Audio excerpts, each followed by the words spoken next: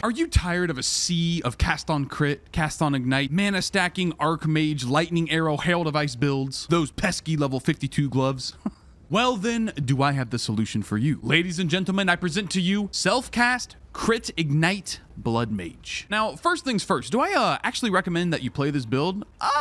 It depends. If you want to play something that's kind of off meta, then yeah, absolutely. And if you also have about 15 Divine Orbs laying around, it's not exactly a cheap build. But if the meta does not bother you whatsoever, you are much better off just playing an attribute stacker or a mana stacker Archmage build. There really is no reason to play this over that. Except if you like, casting fireballs yourself. That's the main reason. So as you saw by the footage at the beginning, it is a purely self-cast build. I guess if you want to count like Raging Spirits as non-self-cast, little skulls that pop up. And I've cleared absolutely all content with this build. As I said in the intro though, it's not exactly a cheap build. This current version of my character, currently it's sitting around about 50 divines, almost 60 that I've spent on it. But if you have about 15 divine orbs laying around, you can absolutely get a solid version of this build up and going. So if all of that sounds cool to you, a largely one button playstyle, self-cast, crit, ignite, Bloodmage, go ahead and check the link in the description to the fully written up build guide over on Mobalytics, including how to level this build and of course the budget version that I referenced. Other than that, let's get into how the build actually functions. So the reason why I chose Bloodmage is because of this node right here, 1% increased critical damage bonus per 40 life.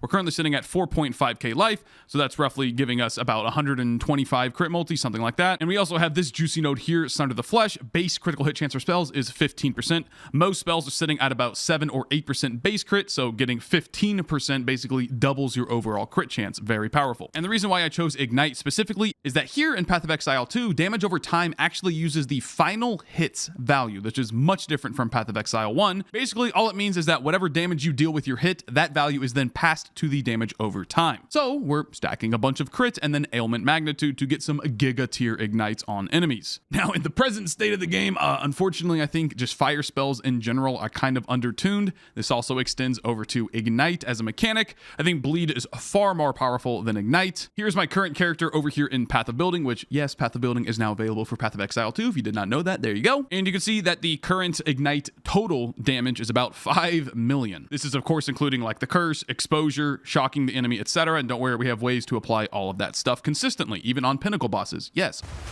Predetermined. What's he doing? What's he doing? He's doing the thing again. What's he doing? But that being said, for general mapping, this is a one button build. We are pressing the fireball button. That is pretty much it. If you didn't know, scatter shot plus wild shards leads to some pretty crazy cases with fireball, as you saw in the footage and just right there. You can get some wacky clear speed with fireball, assuming you can get the hit damage as high as possible. So the name of the game is just to scale the hit damage as high as possible with fireball. We don't really care about ignites. As I said, ignite is pretty weak in the current state anyway. And as you saw by the footage, I think we've accomplished this pretty well. So we're using scatter shot, wild shards, arcane tempo, just for, quality of life purposes.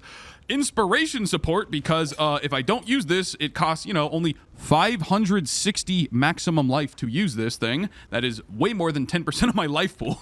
So you can just see my life would quickly drain. This is also where something like a Vitality Siphon comes into play. 10% of all of the spell damage that we deal is leached to us as life, and thanks to using Edziri's Acuity, we get that leech instantly to our character.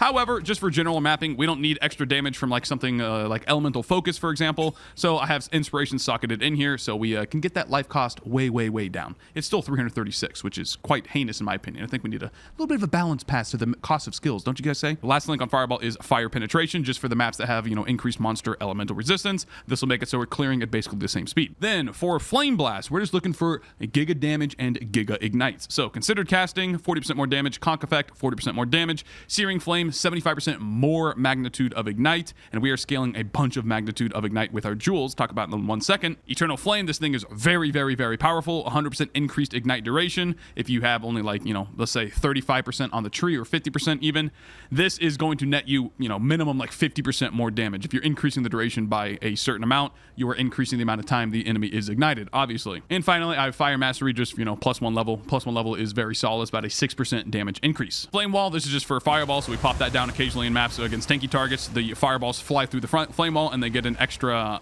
101 to 144 added fire damage, which is quite a lot considering fireball by itself deals 307 to 460. So this is roughly like like 25%-ish more damage. Flammability, this thing is currently sitting at level 7 because if I level this thing up anymore, we're going to make this life cost crazy. At level 7, it costs 478 life. A level 17 flammability, which is scaled up to 22 with all my modifiers, instead costs, you know, just casual 1,220 life.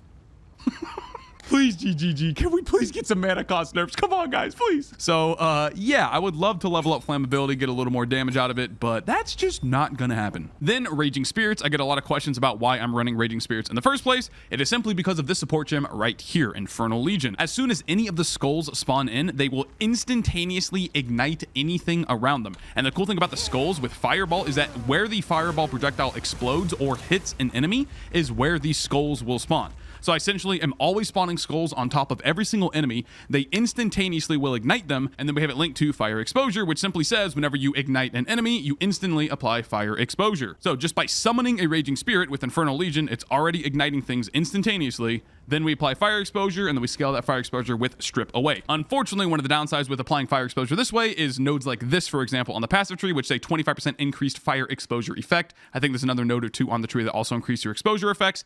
These don't actually apply to the exposure from the minions. That's because, if I had to guess, it's your minion. It's not you applying the exposure. Maybe this could be worded a little bit differently, you know, to say increase fire exposure, you apply, you know, something like that. But I've tested it, it does not work. However, the strip away support gem does indeed work. And then finally, Fiery Death. I don't think this actually does anything. I just have it socketed here because why not? Then to fill out the rest of our spirit, we're using Overwhelming Presence just so we ignite and shock things a little easier. And then Cannibalism and Vitality just for a little more life recovery while mapping and bossing respectively. Finally, Ball Lightning here. The reason I am running Ball Lightning is because we can actually inflict a shock on an enemy. So Overcharge gives us way more shock magnitude. Conduction makes us more likely to shock. Stormfire makes it so that once we do shock an enemy, we do not need to worry about it ever again because the enemy's always going to be ignited thanks to Flame Blast. And then Deceleration, just because I have an extra link in there, you definitely do not need Deceleration. It just makes it so Bolt Lightning can hit a target the more times it goes past it, right? The slower it goes, the more it's going to hit the enemy. Finally, to cover the passive tree just briefly, if you had to guess, what do you think? Yeah, it's a bunch of spell damage, fire damage, crit chance, magnitude of ignite, etc. The most important aspect are actually the jewels. You can get some pretty disgusting jewels for this build.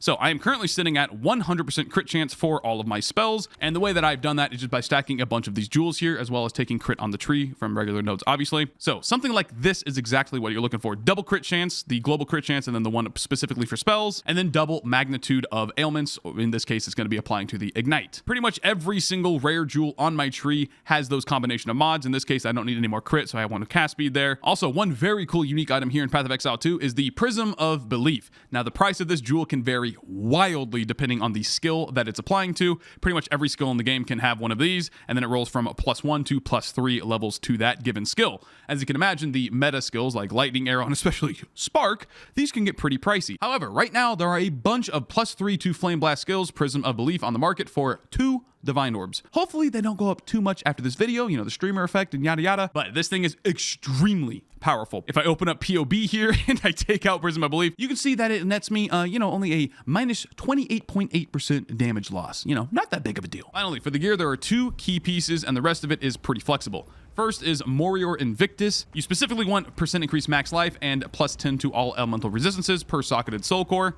And then the soul cores that you're socketing are % life, which is the soul core of Jaquani. Same thing over here with the Max Waddle's Macintation. You're looking for like at least like a 550% roll, I would have to say. The armor and evasion energy shield, that does not matter whatsoever. You're just looking for the increased effect of socketed soul cores. So each one of these Jaquanis give you 2% life normally. Now they're going to be multiplied by 6.9. They give roughly like 15%, which puts them up to like, you know, 13.9, 14%, something like that. So basically this shield is giving us about 40-ish% maximum life. Then I'm also running the Seed of Cataclysm. Now that I've capped my crit chance, I was able to actually drop one of these thanks to Adzirity's Acuity, which gives me a little bit crit chance here as well. But before that, I was running 2 of these rings.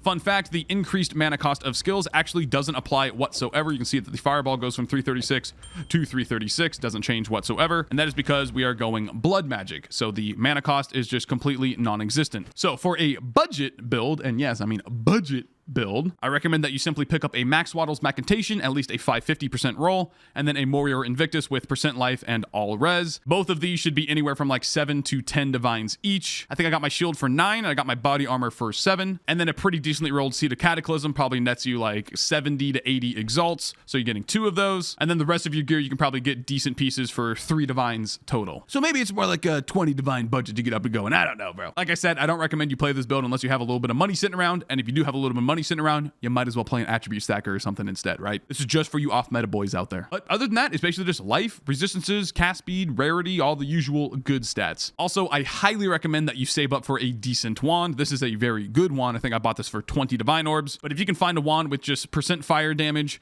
plus level of fire skills, minimum like 3, at least like 40 or 50% crit chance for spells, and 20-ish cast speed, that is a very solid wand, and it will impact your overall damage greatly. All right, that's about all I have to say about the self-cast Ignite Crit Bloodmage build. Again, written guide in the description below, including how to level the build and the budget version. You can check out my stream at twitch.tv/WoolieGaming, and other than that, thank you very much for watching, and I'll catch you in the next video.